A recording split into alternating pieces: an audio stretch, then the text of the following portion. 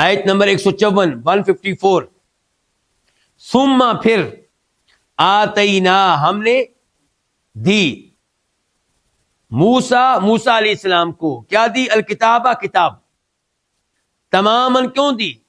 مکمل کرنے کے لیے. کیا مکمل کرنے کے لیے؟ بریکٹ میں ہوگا اپنی نعمت مکمل کرنے کے لیے. کیا مکمل کرنے کے لیے؟ اپنی نعمت. علی الذی اپنی نعمت مکمل کرنے کے لیے. کس کے لیے؟ کس پہ؟ علی الذی احسن اس پہ احسنا جو نیکی کرے، جو اچھے کام کرے. وتفصیلا لکل شیء اور ہر چیز کو واضح کرنے کے لیے.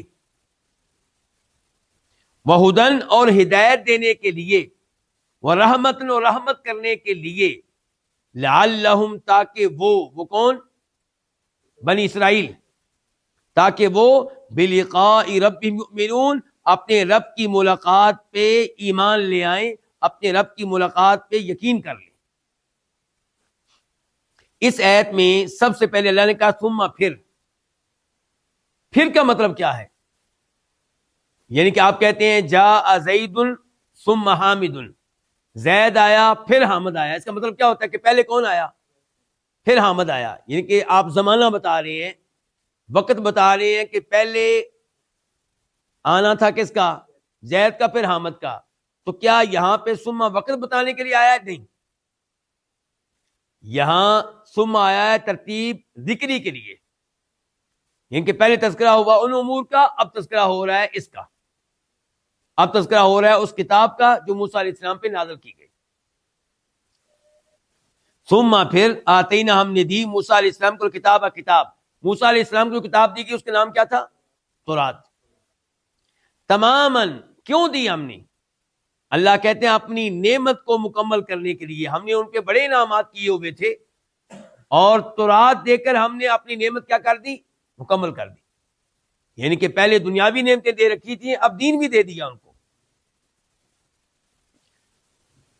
تماماً الذی احسن تورات دے کر ہم نے اپنی نعمت مکمل کر دی. کس کے لیے؟ جو خیر کے راستے پہ چلنے والا ہو، جو نیکی کے راستے پہ چلنے والا ہو.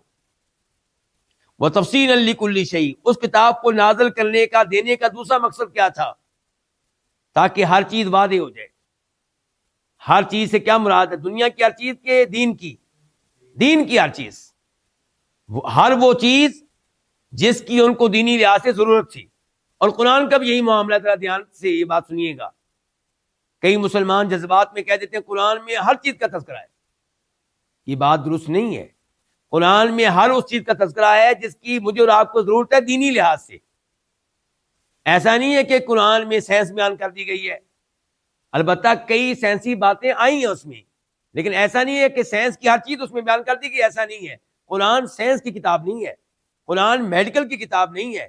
البتہ میڈیکل سے تعلق رکھنے والی کئی باتیں اس میں آئی ہیں، لیکن بنیادی طور پہ کتاب یہ اس لیے نازل ہوئی ہے تاکہ انسانوں کو بتایا جائے زندگی کیسے گزارنی ہے، انسانوں کو بتایا جائے آپ کا رب آپ سے کیا چاہتا ہے. وہدن اور وہ کتاب نازل کی گئی اس لیے تاکہ لوگوں کی رہنمائی کرے، لوگوں کو اللہ تعالیٰ کی طرف لے کر جائے، لوگوں کو جنت کا راستہ دکھائے.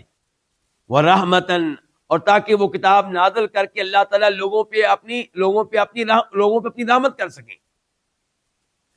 لعلہم بلقاء ربہم یؤمنون اس کتاب کو پڑھ کے آخرت کے منکر آخرت پہ ایمان لے آئیں. جن کا عقیدہ یہ ہے کہ مر گیا تو کہانی ختم، اس کتاب کو پڑھنے کے نتیجے میں ایمان لے آئیں کہ نہیں، مرنے کے بعد کہانی ختم ہونے والی نہیں ہے، ہمیں اٹھایا جائے گا، ہمارا حساب کتاب ہوگا.